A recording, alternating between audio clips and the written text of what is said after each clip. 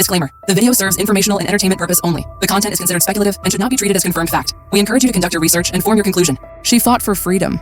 Now she's running from a cartoon?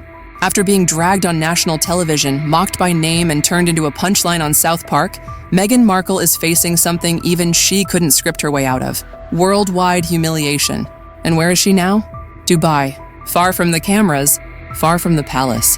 Far from the mess she may have helped create. The Duchess of Sussex, once a global symbol of speaking truth to power, is now being stripped of the one thing she's held onto since walking away from the crown, her narrative. Because when South Park roasted her on live TV, it wasn't just satire. It was surgical character demolition, and it landed. So now the question isn't just what she'll say next. It's whether anyone's still listening. It's been several months now since our beloved Queen has died. All Canadians are finding it hard to go on. All Canadians, that is, except for our first guest, the Prince and his wife. We want privacy! We want privacy! Hey, thanks for having us on the show. It's so awesome to be here. It's great. So let me start with you, Sam. You've lived a life with the royal family. You've had everything handed to you, but you say your life has been hard, and now you've written all about it in your new book, Win. What do you think of them? This is why it's so nice to not have makeup on. That is so beautiful. Once upon a time, she was the breakout royal, the modern duchess, the outsider turned insider, the woman who would rewrite the monarchy. Meghan Markle wasn't just married into power. She challenged it.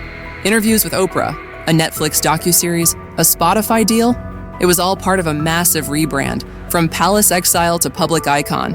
And for a while, it worked. She and Harry positioned themselves as the truth tellers, speaking out against tradition, racism, trauma, even family. But here's the problem with controlling your story. Eventually, people start to ask why you're the only one talking. And the public started listening less and mocking more. The Spotify deal fizzled. The docuseries got panned. The press called them out of touch. And the polls? Brutal. Then came South Park, an episode so unapologetically savage, so painfully accurate, that even people who didn't care about the royals suddenly started tuning in. Because it didn't just parody Meghan, it exposed the disconnect between her message and the way the world was now seeing her. She wasn't the victim anymore. She wasn't the rebel. She was the brand, the one asking for privacy while buying a spotlight. And when Meghan allegedly tried to suppress the episode, it backfired hard. Because the one rule of satire, the louder you fight it, the harder it hits. The South Park episode aired, and within hours, it went nuclear. Social media lit up, clips went viral, even people outside the royal drama bubble started watching. The show didn't just poke fun, it eviscerated. Meghan and Harry became the Prince and Princess of Canada, touring the world with signs that read, "We want privacy, give us attention."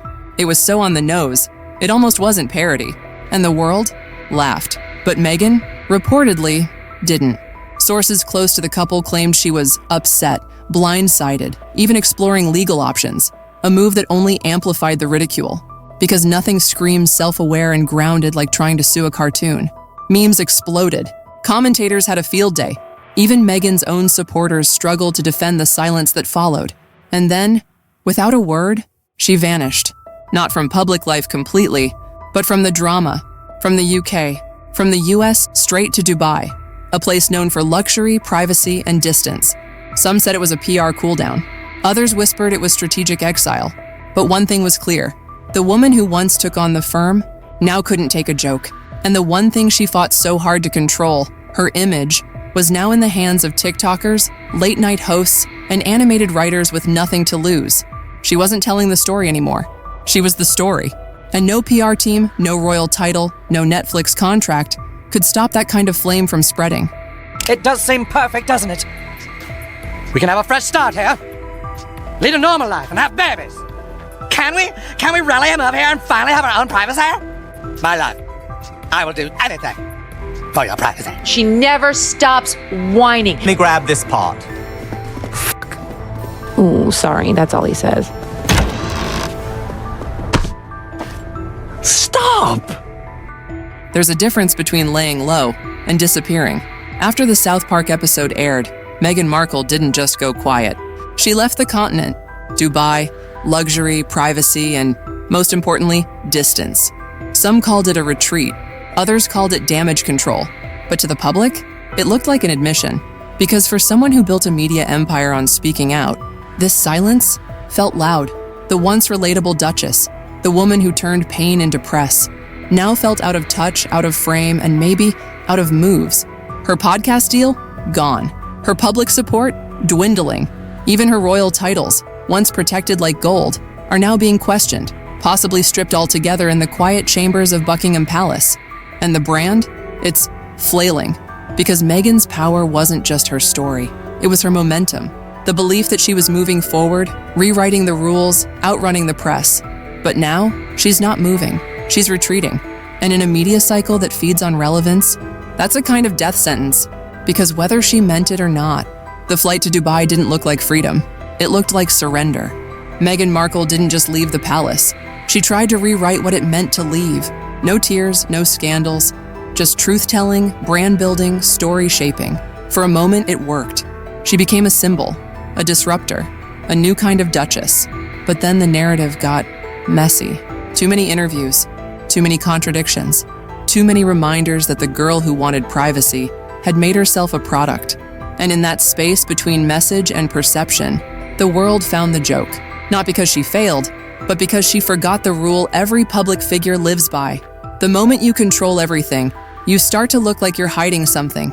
And Meghan? She tried to control the entire machine.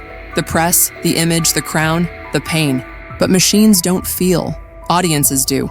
And when the laughter started, when South Park cut too deep, when the public stopped seeing her as the underdog and started seeing her as the architect of her own downfall, she ran.